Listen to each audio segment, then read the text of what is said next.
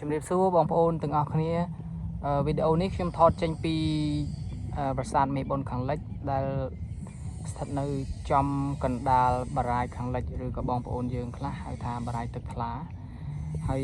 ថ្ងៃនេះខ្ញុំបានជិះកង់មកដល់ទីនេះផ្ទាល់ដើម្បីមកលេងប្រាសាទមេបុណ្យហើយជាក់ស្ដែងខ្ញុំឃើញខាងបងដែលជាអ្នកអភិរក្សគាត់បានជួសជុលប្រាសាទនេះរួចរាល់ស្ទើរតែទាំងស្រុងទៅហើយ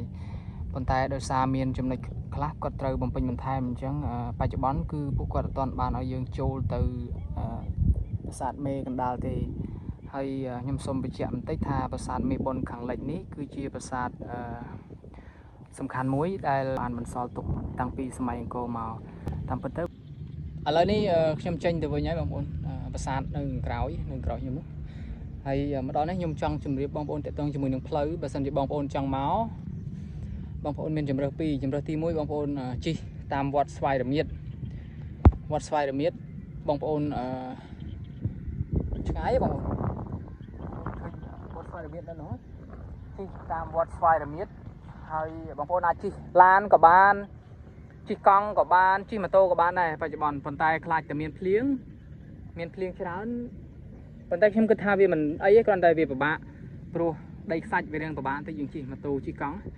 ហើយផ្លូវមួយទៀតដែលផ្លូវខ្ញុំមកគឺផ្លូវខាងនោះផ្លូវនោះគឺជាទីតាំងផ្លូវដែលបងប្អូនគាត់ធ្វើការនៅក្នុងប្រាសាទគាត់ដឹកជូនថ្មចេញនឹងថ្មចូលហើយយើងអាចឆ្លងទឹកបន្តិចមកតែទឹកហ្នឹងបច្ចុប្បន្នគឺវាត្រឹមចកេះឬក៏កន្លែងខ្លះវាអាចត្រឹមក្បាលជង្គង់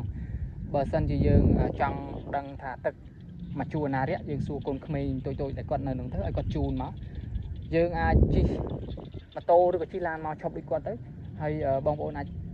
ទុកម៉ូតូទុកឡាននៅនោះហើយដើរមកអត់អីទេឬក៏ដើរឆ្លងទឹកបន្តិចមកជួលលម្អទលេថងគេមកទៀតក៏បានដែរអត់អីទេនេះតាក់ទងជាមួយនឹងផ្លូវតែបើសិនជាមានធ្លាក់ភ្លៀងមកច្រើនទៀតប្រហែលជាអាចទឹកនឹងឡើងខ្លាំងជាងនេះបន្តិចប៉ុន្តែខ្ញុំសង្ឃឹមថាបងប្អូននឹងមកលេងទោះបីជាប្រាសាទនេះមិនទាន់រួចរាល់ហើយក៏ដោយឥឡូវនេះចាប់ផ្ដើមស្អាតមែនតើគឺយើងមើលឃើញទម្រង់ប្រាសាទយើងមើលឃើញកំពូលប៉មខាងហើយកដាលយើងអត់ទាន់ចូលបានមែនប៉ុន្តែយើងឈរពីក្រៅទៅយើងអាចឈរពីក្រៅទៅឃើញស្អាតអរគុណច្រើនបងប្អូនវីដេអូមានតែប៉ុណ្្នឹងឯងអរគុណហើយបាយសុខភាពល្អបងប្អូន